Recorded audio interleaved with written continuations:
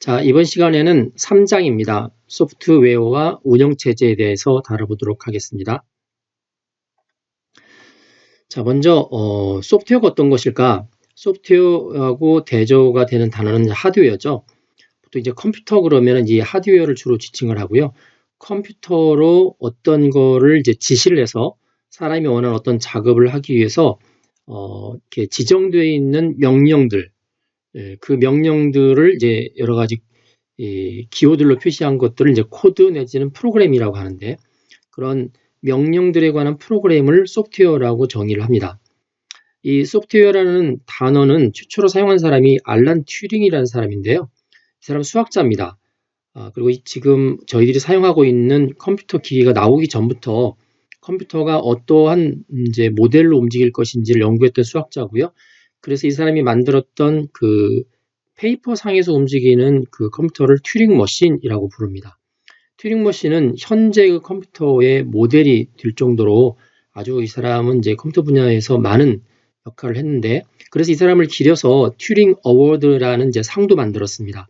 일종의 튜링 어워드는 컴퓨터계의 노벨상이라고 불리는데, 이 알란 튜링이라는 사람이 바로 그런 일에 기여를 했고요.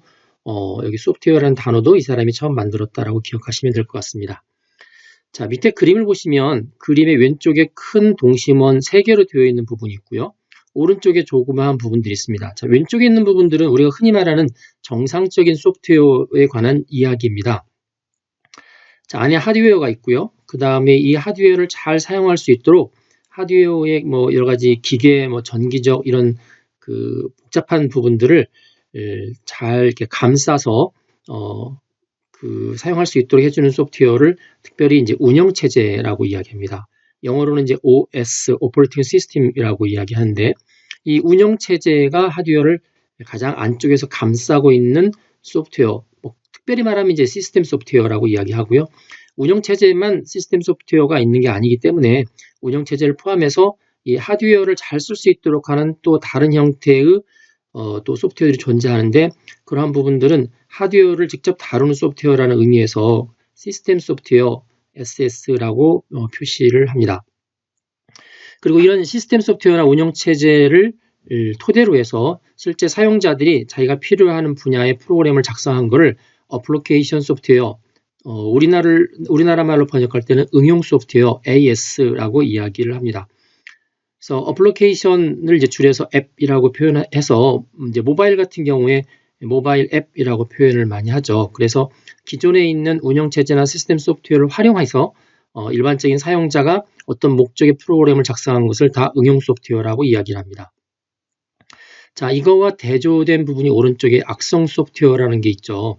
그래서 악성 소프트웨어는 영어로 malicious 소프트웨어, 줄여서 malware라고 표현합니다. malware. 그래서 의도가 아주 나쁜 이제 그런 소프트웨어를 의미하는 거죠. 옆에 있는 운영체제, 시스템 소프트웨어, 응용 소프트웨어 어느 분야에서든지 나쁜 의도가 다 포함이 되어 있을 수 있습니다. 그래서 그런 이제 나쁜 의도의 소프트웨어를 악성 소프트웨어, 또 멜웨어라고 이야기죠. 우리가 잘 아는 것처럼 바이러스라든지 해킹 프로그램 같은 부분도 안에 들여다보면 결국 프로그램이죠. 소프트웨어입니다. 소프트웨어인데 이제 운영체제 레벨에서의 악성 소프트웨어도 있고요. 그다음에 시스템 소프트웨어 레벨, 그리고 일반적인 응용 소프트웨어 레벨에서의 악성 소프트웨어도 존재를 합니다. 자, 시스템 소프트웨어에 대해서 먼저 이야기를 해볼까요? 줄여서 SS라고 이야기를 한다고 그랬죠. 시스템 소프트웨어입니다.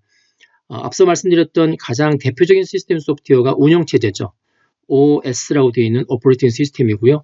이거 외에도 마우스라든지 키보드라든지 아니면 모니터라든지 프린터라든지 이런 장치들, 보통 I/O 디바이스라고 하는 입출력 장치를 돌아갈 수 있도록 하기 위해서 입출력 장치의 하드웨어 부분들을 만지면서 사용자들한테 그런 입출력 장치를 잘 사용할 수 있는 그런 인터페이스를 제공하는 소프트웨어, 시스템 소프트웨어를 여기 디바이스 드라이버라고 합니다. 이 디바이스 드라이버도 역시 시스템 소프트웨어 중에 하나고요. 그 다음에 이제 시스템 유틸리티라고 해서, 유틸리티라고 하는 거는 이제 여러 가지 사람들이 많이 사용하는 것들을 공통적으로 기능을 제공해주는 이제 편리한 어떤 소프트웨어 유틸리티라고 하는데, 앞에 이제 일반적인 유틸리티가 있고 시스템 유틸리티가 있습니다. 시스템 유틸리티는 하드디스크라든지 프린터라든지 여러 가지 그 시스템과 관련되어 있는 하드웨어에 직접 관련되어 있는 사람들이 많이 사용할 것 같은 어떤 기능들을 제공해주는 그런 소프트웨어입니다. 그래서 이 시스템 유틸리티도 역시 시스템 소프트웨어 하나다라고 보시면 될 것 같고요. 그 다음에 이제 대표적으로 사람들이 이제 많이 접하게 되는 부분이 언어 처리 부분인데, 자, 우리가 잘 아는 C나 뭐 자바나 사람들이 잘 이해할 수 있는 이제 일반적인 언어, 그걸 이제 보통 고급 언어라고 합니다. 고급 언어를 컴퓨터의 하드웨어 기반의 기계 언어로 번역해 주는 게 보통 이제 컴파일러고요. 그 다음에 이제 어셈블리어라는 게 있습니다. 기계어들을 묶어서 사람들이 이해할 수 있는 영어 단어로 표현하는 것을 묶었다고 해서 어셈블리어라고 하는데, 그 어셈블리어도 역시 번역하면 기계어로 바뀌겠죠. 그래서 그것을 어셈블러라고 하고요. 컴파일러랑 비슷한데 어떤 이제 고급 언어로 되어 있는 프로그램을 번역하지 않고 번역하면서 컴퓨터상에서 실행시켜주는, 결과값을 나오도록 실행시켜주는 것을 인터프리터라고 합니다. 자, 이런 것들은 다 언어를 처리할 때 그 컴퓨터 하드웨어, 특히 기계어와 연관돼서 처리를 해주기 때문에 크게 보면 시스템 소프트웨어라고 볼 수가 있는 거죠. 그래서 이런 시스템 소프트웨어는 컴퓨터 시스템의 개별 이 하드웨어적 요소를 직접 본인이 이제 제어도 하고 그 다음에 통합도 하고 통합 관리도 하는 그러한 소프트웨어로 볼 수가 있고요. 사용자가 볼 때는 하드웨어를 직접 다루지 않고 이 시스템 소프트웨어를 통해서 다루기 때문에 이 하드웨어를 사용자가 다룰 때 훨씬 더 효과적으로 다룰 수 있고 또 편리하게 사용할 수 있도록 지원을 해주는 그런 특징을 가지고 있습니다. 밑에 예를 몇 가지 들었죠. 그래서 메모리에 있는 데이터를 에서 솔리드 스테이트 디바이스, 뭐 하드디스크와 같은 거라고 그랬는데 플래시 메모리 되어 있는 솔리드 스테이트 디바이스로 이동해서 저장할 경우에 그걸 사용자가 직접 하게 되면 굉장히 복잡한 하드웨어를 만져야 되는 거죠. 그래서 그런 부분들을 이제 디바이스 드라이버를 통해서 해줄 경우, 자, 이 경우도 시스템 소프트웨어의 한 사례가 되는 거고요. 그다음에 화면에 보이는 파일의 내용, 그런 내용들을 모니터에 보여주거나 아니면 특정한 이제 프린터에 보내서 출력할 경우도 역시 모니터와 프린터에 대한 이제 디바이스 드라이버를 통해서 사용자가 출력을 하게 되기 때문에 이러한 디바이스 드라이버도 역시 시스템 소프트웨어다라고 볼 수가 있습니다. 자, 디스크 조각 모음은 여러분들이 PC에서 하드디스크를 사용할 경우에 종종 사용하는 시스템 유틸리티입니다. 디스크에 있는 어떤 파일들을 이제 사용하다가 지우죠. 지우면 그 공간들이 이제 유휴 공간이 되는데 그 공간들이 여기저기 분산되어 있는 것을 하나로 모아 주어야만 디스크의 속도들이 많이 좋아집니다. 그래서 이런 디스크의 유휴 공간들을 모아서 정리하는 경우, 그런 경우도 역시 시스템 유틸리티를 이용하게 됩니다. 그리고 앞서 말씀드렸듯이 C 언어로 작성된 프로그램을 기계로 번역하는 이제 그런 컴파일러나 그런 소프트웨어를 개발할 수 있는 도구를 보통 소프트웨어 개발 키트, 소프트웨어 디벨로퍼 키트, 그래서 SDK라고 하는데 그런 것들도 역시 시스템 소프트웨어에 속한다고 볼 수가 있습니다. 자, 이번에는 펌웨어하고 시스템 소프트웨어하고의 관계를 알아보도록 하겠습니다. 시스템 소프트웨어를 이제 펌웨어로 구워서 제공하는 경우가 있는데 주로 이 컴퓨터를 부팅할 때 돌아가는 시스템 소프트웨어들이 그렇습니다.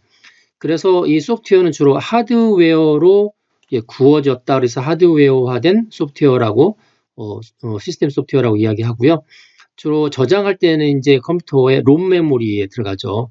그래서 리드 온리 메모리, 비휘발성 있죠. 전원을 꺼도 내용이 사라지지 않는 읽기 전용의 롬 메모리에 이제 구워서 저장을 하게 되고요. 주로 처음에 부팅하는 부분을 담당하는 시스템 소프트웨어는 부트로더 한 부분이 이제 부트로더라는 부분이 그 안에 구성되어 있고 그리고 나서는 입력 출력 기본적인 그 장치들하고 연결해주는 시스템 소프트웨어가 있습니다. 바이오스라는 게 있습니다. 바이오스, 베이직 인풋 아웃풋 시스템. 그래서 이 두 부분으로 구성되어 있는 부분들을 주로 롬에다가 저장을 하는 거죠.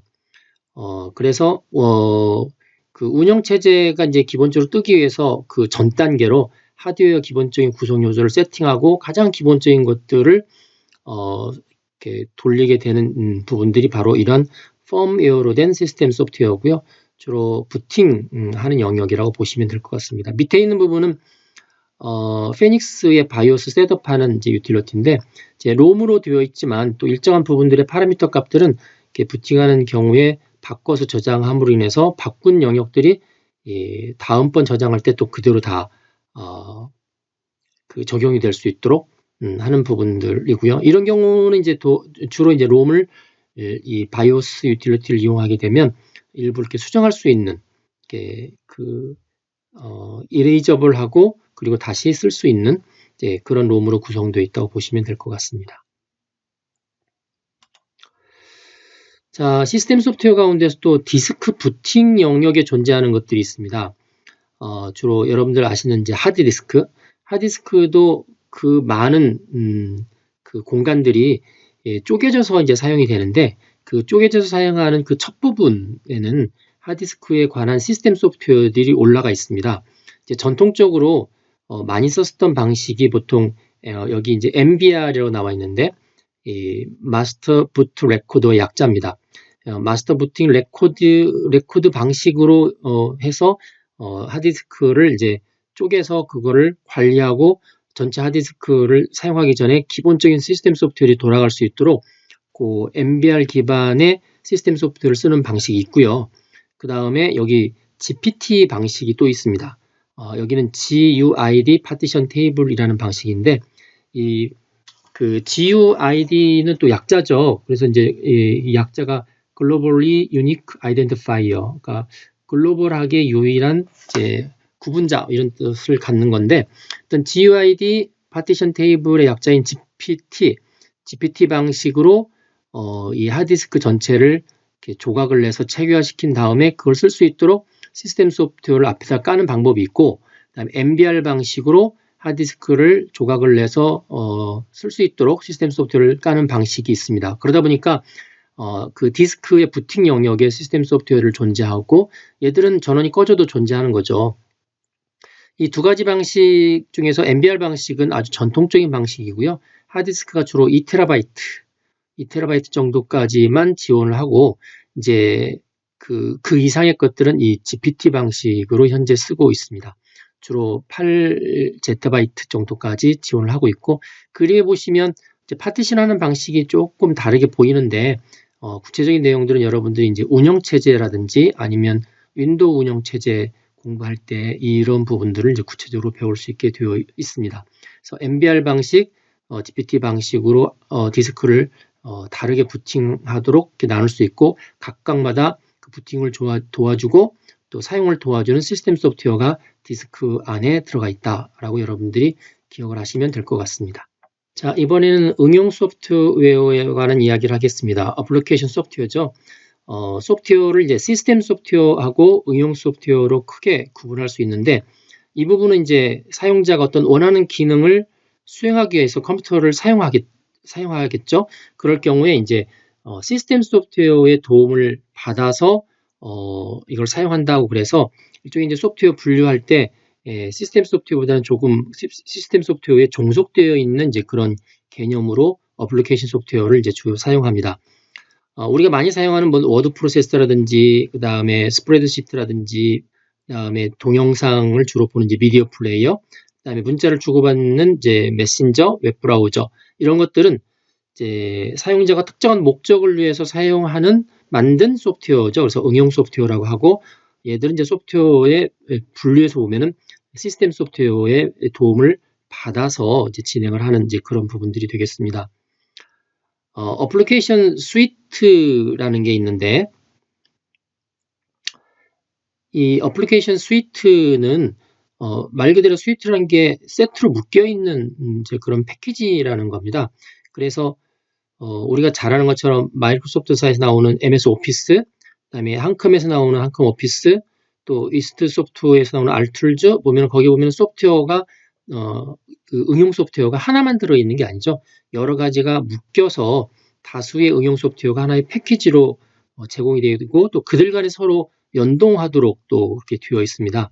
그래서 이제 그런 부분들을 밑에 잠깐 그림들이 보이는데, 여기 아래 한글이라든지 이렇게 쭉 밑에 있는 것들이 다른 응용 프로그램들과 묶여서 제공되는 거가 주로 패키지 형태의 어플리케이션 스위트다라고 여러분들이 이해하시면 될 것 같습니다.